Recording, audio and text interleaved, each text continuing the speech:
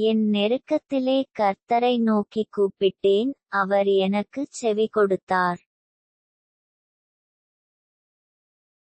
கர்த்தாவே, பொய் உதடுகளுக்கும் கபடநாவுக்கும் என் ஆத்துமாவை தப்புவியும். கபடநாவே, உனக்கு என்ன கிடைக்கும்?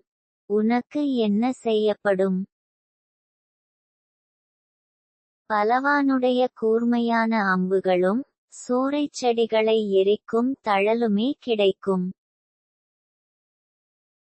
ஐயோ, நான் மேசேக்கிலே சஞ்சரித்தது போதும், கேதாரின் கூடாரங்களண்டையிலே குடியிருந்ததும் போதும். சமாதானத்தை பகைக்கிறவர்களிடத்தில் என் ஆத்துமா குடியிருந்ததும் போதும்.